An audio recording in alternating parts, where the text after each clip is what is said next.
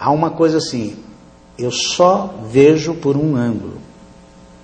As pessoas que conseguem resultado de qualquer maneira. E esse é um cuidado que eu preciso tomar. Porque existe uma coisa chamada diferenças individuais. Como você considera essas diferenças individuais dentro de uma organização? E a hora que você trabalha com só talentos, a média que você tem é talento. Não dá para ser bom em tudo, é isso? Então você tem que reconhecer os talentos do seu funcionário também. É verdade. Você imagina que você pegasse o melhor jogador de futebol e conseguisse 11 deles jogando nas diferentes posições do mesmo jogador. Vamos pegar assim um Ronaldo Fenômeno, na época auge dele, e pusesse um no gol, um na lateral. Não ia funcionar. Não vai funcionar. Eles iam tropeçar um no outro, não ia dar certo. Talvez fazer gols eles fizessem belíssimos gols, mas iam levar muitos, porque não sabem defender. Verdade. Então tem papéis diferentes, funções diferentes na organização que deveriam compor isso. O respeito a isto é que faz o talento da organização. Então, de repente, deixar essa vaidade de lado, né? Porque também tem muito isso. De repente, o seu chefe escolhe alguém para desempenhar uma função aí, fazer um trabalho que você gostaria de fazer. Mas, de repente, a outra pessoa é realmente a melhor naquilo que ela vai fazer. Esse é um outro cuidado que os chefes precisam tomar. Alguém que faz bem um trabalho acaba ficando sobrecarregada dentro de uma organização. Porque ele faz bem, então passa para ele. Ele cria dois problemas. Um é aquele que não recebe atribuições para fazer, que julga que o chefe desconsidera ele sobre a relação. E o problema do outro que fica sobrecarregado, assim, esse cara está querendo me sacanear, porque ele só passa trabalho para mim, e o outro fica ali sem fazer nada. Então é uma armadilha isso. Dá para reclamar dessa sobrecarga, não? Olha, eu acho que dá. Porque nós não podemos dizer que somos os super-homens.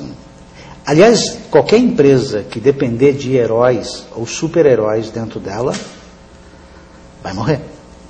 Um dia ela acaba. As pessoas também não vão ficar no lugar para sempre, né? E a gente sempre fala que ninguém é insubstituível, né? Sempre o mercado de trabalho está aí, todo mundo muda de empresa, muda de emprego.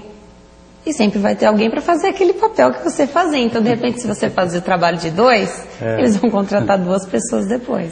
Eu acho que a organização poderia pensar de uma maneira diferente, né? Assim, a gente tem, às vezes, estruturas de cargos que bloqueiam a potência da pessoa.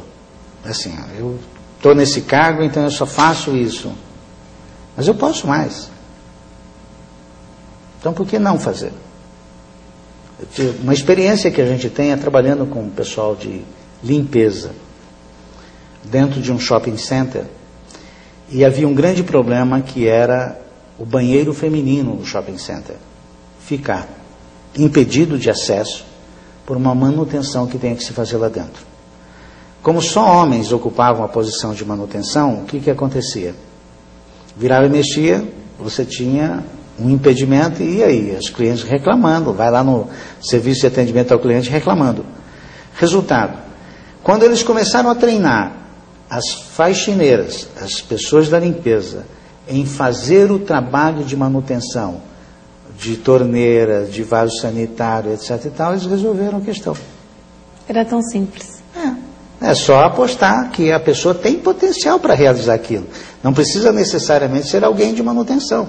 Alguém da limpeza pode fazer aquilo.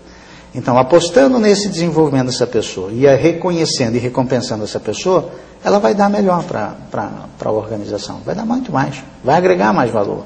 Tá certo. No próximo bloco a gente continua falando sobre bons chefes e bons funcionários. Eu converso com o Roberto Ebina, ele é gestor de recursos humanos, só tirando as nossas dúvidas sobre este assunto. Até já, a gente já volta.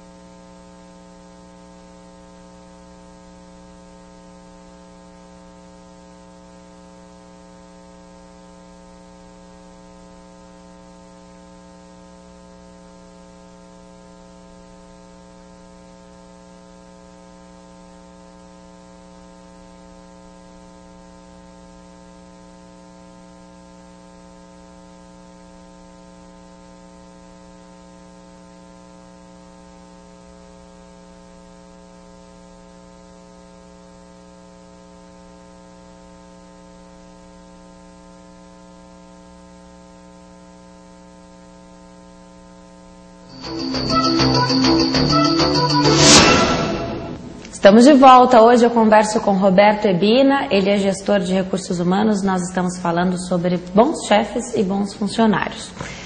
Roberto, vamos falar um pouquinho do papel do estagiário numa organização? O estagiário, ele está ali, claro, ele quer aprender e quando ele se forma, ele quer ser contratado, né? Uhum. Tem essa chance, tem essa possibilidade ou ele sempre fica marcado como estagiário? Como é que é essa visão aí? Eu acho que tem dois lados também nessa questão, né? Tem organizações que contratam estagiário como mão de obra barata.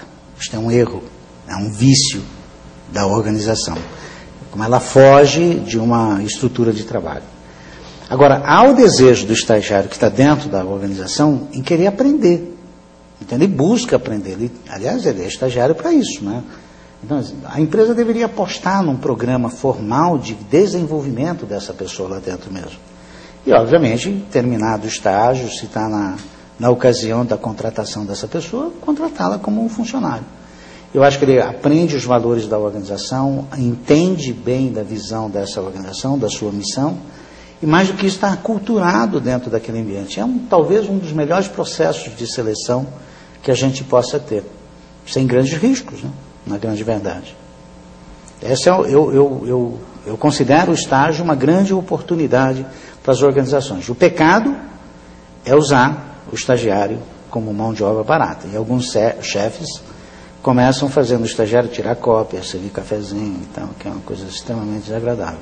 E o estagiário, eu acredito que seja alguém que enxergue todo o processo, né? Então, como ele participa em algumas organizações, é assim, ele participa de muitos processos, então ele sabe como funciona tudo. Verdade. Corre o risco dele ficar taxado como estagiário, então de repente ele já é contratado da empresa, ele já se formou e ele, de repente pede esse favorzinho aí, ele fica taxado como estagiário.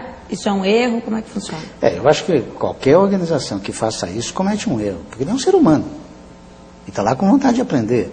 E é engraçado, você falou uma coisa que é muito verdade com relação ao estagiário. Como ele circula por quase toda a organização, pior, ele sabe de cada coisa dentro da empresa, de como pode ser melhor. Ele tem várias ideias, ele tem vontade de trazer aquelas ideias à tona. E às vezes é engraçado. Em vários exercícios que a gente já fez, tem lá um estagiário no grupo. Invariavelmente as boas ideias surgem dele, porque ele está livre de pensar. Ele sai natural dele, né? A resposta é assim: por que a gente não faz uma coisa assim, assim, assado? Era isso que faltava. Entendeu? Mas as pessoas não. Como as pessoas já são formadas e tal, elas ficam com a complexidade do raciocínio do formado. Então eu tenho que falar coisas inteligentes, eu tenho que falar coisas que fazem sentido, eu tenho que citar um autor, etc. e tal. Quando na verdade você tem que se liberar disso tudo. Então, né? É uma boa contratar o estagiário, né? Eu acredito que sim. Vamos falar então agora um pouco sobre o cargo de gerência. Uma pesquisa revelou que o Brasil tem uma deficiência de 44% no nível gerencial. Por que isso acontece? Eu diria que assim, essa pesquisa tem um viés, né? Assim, 44% de deficiência no nível gerencial, falta de treinamento, falta de capacitação. O que exatamente diz isso? E na minha cabeça, a estrutura de uma organização não precisaria de tantos gerentes, vamos dizer assim. Na verdade, a gente deveria ter um conjunto de equipes e essas lideranças vão surgir naturalmente dentro dessas equipes. Sem precisar dessa nomeação de gerência, é isso? Então, o que tem que mudar é a consciência de quem está trabalhando.